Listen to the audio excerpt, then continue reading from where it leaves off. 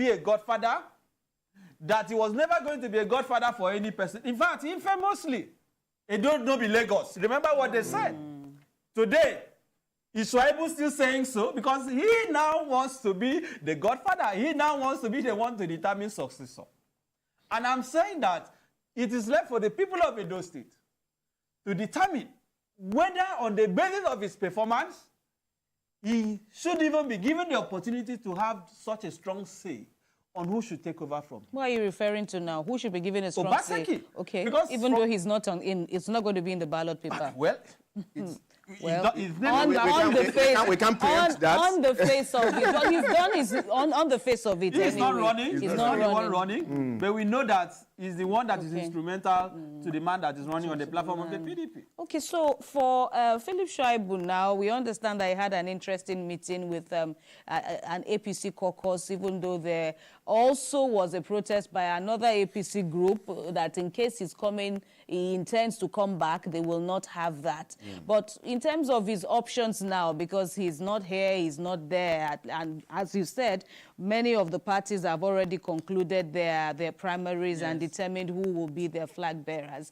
So in looking at his political future now, while he's pursuing the legal paths, what do you think? I think it is too late in the day for Shaibu to be governor. I do not imagine any circumstance or situation under which he can still run for governor. Number one, the leading parties have already determined their candidates. The Labour Party, the APC, the PDP. Those are the three leading parties in Edo State today. They all have candidates whose names have been filed and submitted to INEC. So let's even say the court sets aside the impeachment. Let's assume for a second that the court set aside the impeachment. It's not going to be retroactive to have impact on primaries that have already been concluded. Right? He has the right to belong to any political party of his choice. Section 40 of the Constitution guarantees him that right. And I don't think the agitation by some people in APC will stop that. I have seen him in the clip with the chairman of the APC in Edo State, where he was even addressing him as my chairman. So I think we've passed that point. What I suspect will happen is that Shaibu may likely join forces with those who are trying to stop Obaseki from having his preferred person succeed him to, play a role in the Edo election. But it's not going to be, I don't see how he will be a candidate, or even if he's a candidate of any major party. That is not going to happen. In politics, there is no permanent friend no permanent enemy. What we have is permanent interest. Yes. I don't know if my producer can just give us that particular video where we saw Philip Shaibu dancing after the victory he had against the APC. Is it a case of what goes round comes round? That we're seeing at this time. Of course. I mean, for politicians, the permanent thing is always interest, like you rightly said. Again, as I said, this is going to be an interesting election. When you now have someone who has been a vociferous advocate against godfatherism, now wanting to be a godfather. And you now have a deputy governor who has been removed in this controversial circumstance, now trying to align forces. So you see that the interests are realigning, right? The intriguing part about Edo now is that it is not a two-horse race. It is totally a three-horse race between the Labour Party, the APC, and the PDP. So the alignment of forces now will now detect who the governor is going to be, right? I know there is also the argument about zoning. I know there is also the argument about merit.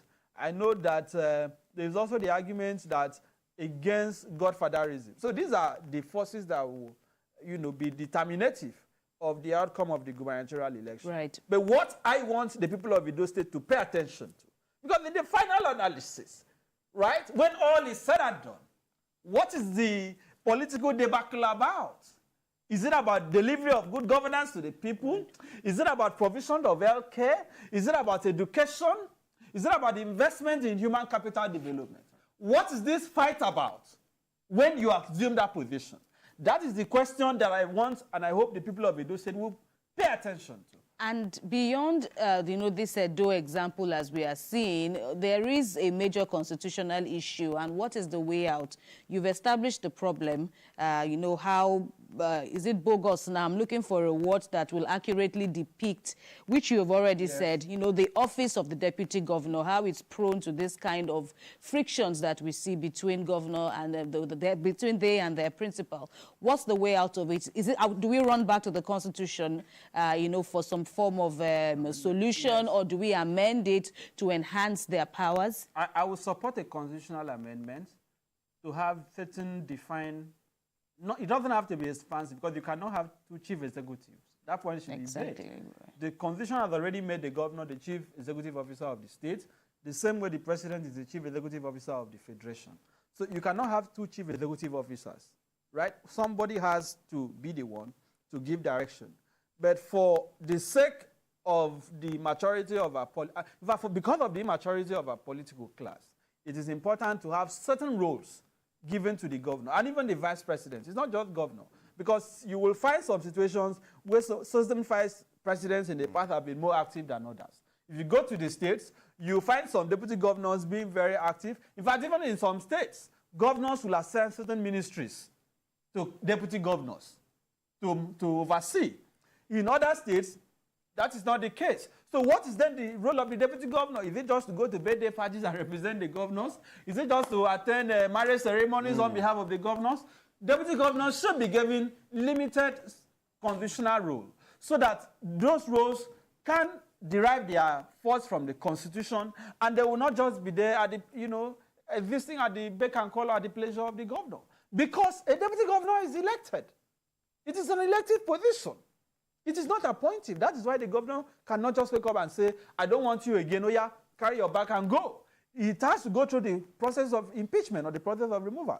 And because the office of deputy governor is elective, there should be certain roles assigned to it. I will support that, you know, constitutional amendment.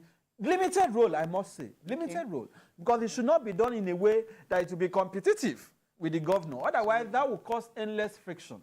But there has to be some roles that should be given to deputy governor. The September 21st election in Edo State, you described it as a three-horse race. Are you saying that others who are in that, other political parties in that election are pretenders? Is that no, they are not pretenders. They have the right to seek the vote of the people. But you and I know that in every election, there are major candidates, right? In the U.S. now, Biden is running on the ticket of the Democrat. Trump is running on the ticket of the Republican. That doesn't mean that there are no other political parties in the U.S. So globally, there are always leading candidates. There are always leading political parties. As far as they do election, I speak based on what I know. As I'm talking to you this morning, I only know that three parties have produced their candidates. I don't know the candidates of the other parties. So they must also take up the responsibility of selling their candidacy to the people of Edo State and letting the people know what they have to offer. But I want the point to be restated that in summary, what counts, or what should really count, is the credibility, is the integrity, is the antecedents, is the character, right? What are these individuals bringing to the table? What are they going to offer? Right, and that is even where I'm going to, because we have Olumide Akpata, we have Ighodalo, and Akpata Ighodalo, and, you know, looking at this array of front runners that we are seeing, are we in how will this enhance governance, so to speak? Because ideally one of them, or okay, let's broaden it's actually a wider race than these three, but even though we narrow it down, it's wider. African National Congress, right? Even the right. But looking at the interesting array of you know, candidates that we are seeing so far, how do you reckon that governance will be like? Just in case it falls on, an irregular politician, like a former NBA president, Ighodalo. These are not, people that you would exactly call politicians, so to speak. Okay. So, but what do you think? I'm not going to recommend any candidate. Okay. But I know that's not the question, though. I know that for the PDP, their candidate is a partner in one of the leading law firms in Nigeria. The same thing for the Labour Party. I know Mr. Olumide Akpata. He was the president of my association, the NBA. He gave the NBA one of the most fantastic leadership that we have had. As president of the NBA, Akpata was bold. Akpata revived the NBA. So I believe that if it is on the basis of credibility, I can speak about him because I know him. I know the things he did when he was president of the bar. So if I'm going to speak on the basis of who I know among these candidates, right? I know that Akpata will do well as governor. And we also know and I also believe possibly it's the same for we for the also others. know the crisis that rocked the NBA under his watch. Under his watch. No, the crisis wasn't a product of his making.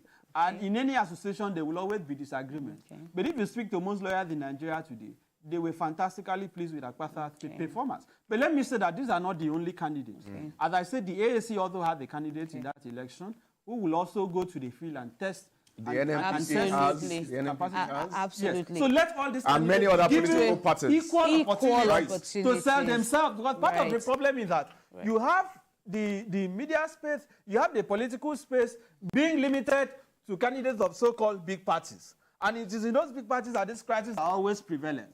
So let candidates of other parties also be given the platform and the opportunity to sell their candidates. All right. It will definitely be an interesting, election experience, looking at this array of, contenders, candidates, and of course the fact that, the electorate will get to make the final decision. Of course, that's not, ruling out the intervention of the courts, because that has become, the norm, that, courts will at one point have a say in who determines. That will be a discussion for another day, no doubt. But Inibe Effiong, always a pleasure having you with us, for your insights. Thanks a lot. Thank you. My pleasure being with you this morning. Right. It's still the TVC Breakfast Saturday edition, and as we enter into the second half of the program, it's time now for the duo of Theophilus Elama and Banke Oduni to bring us all the gist from the exciting world of entertainment. And then there will be much more on the program.